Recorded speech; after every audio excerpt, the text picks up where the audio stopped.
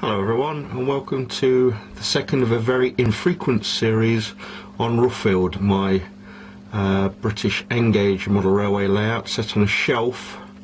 Apologies for the infrequent updates on this layout.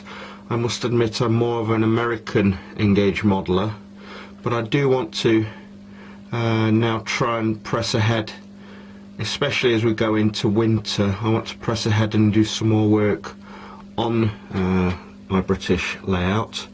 There are a few things to report. As you can see just here, I'm starting to build a road bridge. You can see my class 150 back there. That's going to be a sort of fiddle yard. There's only two roads to it, but fiddle yards on a British layout are different to fiddle yards on an American layout. I prefer the American approach, where imagine that the 150 is paused at signals rather than actually off the layout. So imagine it's waiting to come into the station, and that's where it'll be parked. You can do the same with freights as well. We've got that retaining wall at the back finished now. There's my class 158. I've got a very old controller from when I was a child here, so that must be at least 40 years old now, that controller. That's there temporarily.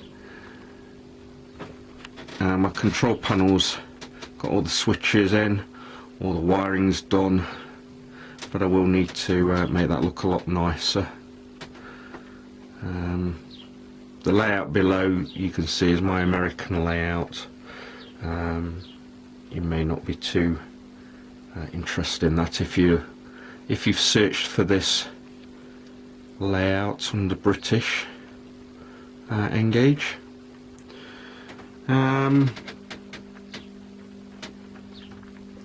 That's it for now, other than a couple of buildings which I've done for the backdrop, which I'll show you now. These are a couple of buildings for the backdrop. Some little bits and bobs need adding to them. Here's the Royal Mail sorting office. I work for the Royal Mail, so for my sins, so I've actually produced one of these for the back scene. And here's a Dunelm, the back of a Dunelm store. A few little bits need adding to that. Looks like part of the drain pipes fell off, and a piece of brickwork needs adding there. So that's it for now. A very short film for Ruffield for now. Hopefully it won't be another year before I produce another one. I'm hoping to do more work, especially scenery on this layout over the course of the winter. I'm also hoping to resurrect some of my Graham Farish locomotives if I can find out how to replace split gears. Lots of those Graham Farish locos, 37s, 47s and so on, they haven't run in about 15 years, so quite a lot of maintenance needs doing on those. Anyway, stay tuned and there will be more updates shortly.